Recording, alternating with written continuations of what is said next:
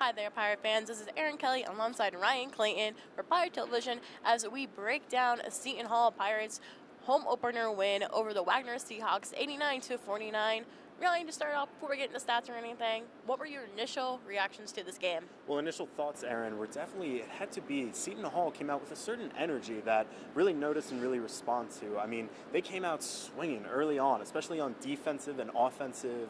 Fast breaks, really saw them be aggressive and take a little more risks than past teams have. Yes, absolutely. You talk about coming out here and taking risks. So I think the Pirates squad really did well in this. You saw them taking risks, especially on the three side. You look at someone like Jared Roden, who went through at least three threes, not making any baskets till he kind of changed up his game plan in the second half. So a lot of adjustments here for the Pirates from the three side, but also defensively, as they kind of struggled on that side. Yeah, defensively, the Pirates looked a little out of their league sometimes. They did pull it together on some key plays.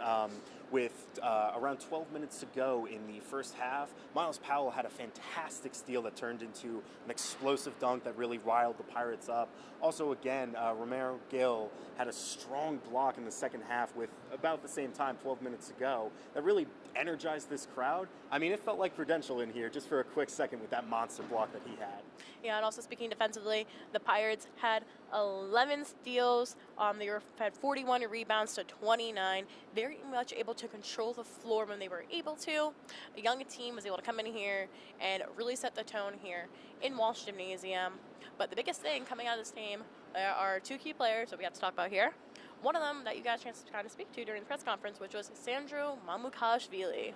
Yeah, Sandro was awesome to talk to. Just getting to hear him talk about the game he had was really impressive. I mean, on the offensive and defensive end, really what I kind of noticed from him is he was able to do it all. He was able to guard on the perimeter, but also able to switch onto someone inside. And it's such a rare skill, but such an awesome skill to have, especially from the forward position. To be able to take down a rebound, run down the floor, still dribbling the ball, and potentially spot up for a three. I mean, that is your ideal forward in today's game, and he absolutely exhibited that this game. He absolutely did do well, finishing plus 32 since that stat was now college basketball. But let's see what Sandro had to say about his game. I feel like my mentality is if I play great defense, it will translate into my offense. So I just want to be there. I just want to be there in the help. If somebody needs help in defense, I want to be there. So I feel like for me as a basketball player, everything starts from the defense and goes to the offense. So also after the players came and talked, we had a chance to talk to Kevin Willard. He mentioning that Sandro and Enzi are going to be on the floor all season, something you guys want to see out of them. Enzi having 11 points in this game, getting it done defensively as well, being able to get in there, get steals. Anything you saw from Enzi this game that you liked? Yeah, what I really liked about Enzi, and there's a ton of guys on this team, we've obviously mentioned Sandro just recently, but what Enzi is good at is, what Enzi's almost perfect at doing is, he may not get you the most points, the most rebounds or whatever, but he puts in some of the most impressive effort that I see out of this Seton Hall team and really can change the game in so many different ways. Yeah, Enzi mentioned that Desi Carrington Delgado gave him a call before the game and just told him, you know what, you got to keep the tradition going. And that's what the Pirates did with their home opener win. Coach Kevin Willard also talked about Torian Thompson and Romero Gill. Mentioned how Romero Gill didn't look the same as he did Boston College. Looked a bit shaky today. Only had 1 point, had a few dropped balls or a few rebounds that he really should have grabbed. Almost got hit in the face by a rebound from Miles Kale. But looking at Torian Thompson, he had a bit of trouble tonight. Yeah, Torian Thompson not able to get it going early. I felt in the second half he had a little better performance, but we'll have to see how he does next game. Yeah, he also had four fouls on the game today. Coach Kevin Willard just saying that he needs to calm down a little bit, and as Torian gets more into his role, that we're going to see him become the player that we expect when we transferred here from Syracuse.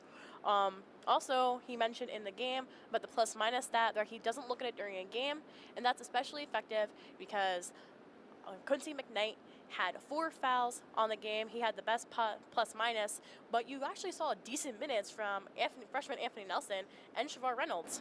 Yeah, absolutely. It's still very early in the season, so we could see this going forward, especially in the out-of-conference schedule. Well, they're kind of tinkering with lineups and stuff. I mean, we are going to see that core of Powell's always going to be out there. He's going to be getting his minutes. Same with Sandro and Nezi and stuff.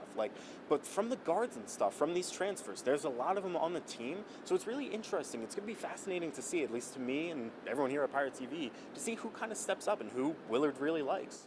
And to the point guard position, Seton Hall had 20 assists today, but top came from Anthony Nelson with 5, and then Quincy Beneg had 4 assists, and Shavar Reynolds had 3, so they're all there transitioning into this point guard role. But one player we still have yet to mention, arguably the star of this game, Miles Powell, though Kevin Willard said that he didn't think he played great at all. Yeah, absolutely. I mean, from what I saw here at this game, Miles Powell impressed me.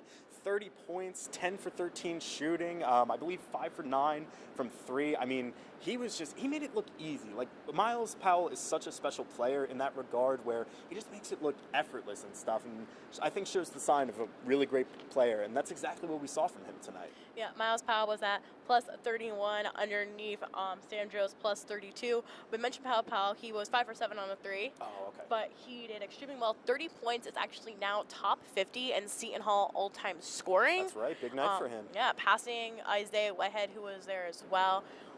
Coach Willard said it in his press conference, said it at SHU Media Day, that he believes that Miles Powell can be one of the top scorers, one of the top players in the country. Miles Powell only getting 30 points in 24 minutes plays. It speaks wonders to him.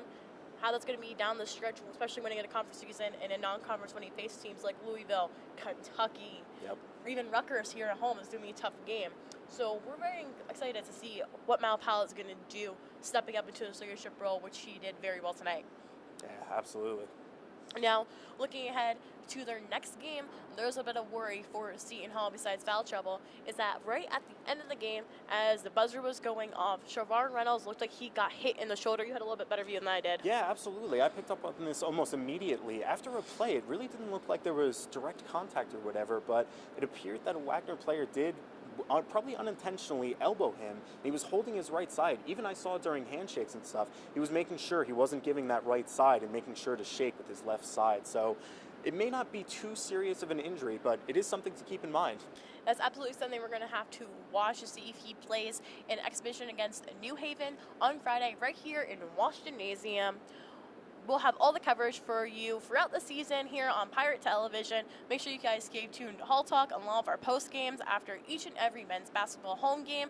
For Erin Kelly and Ryan Clayton, our producer Robert Ruskowski behind the camera, we're Pirate Television. We'll see you on Friday.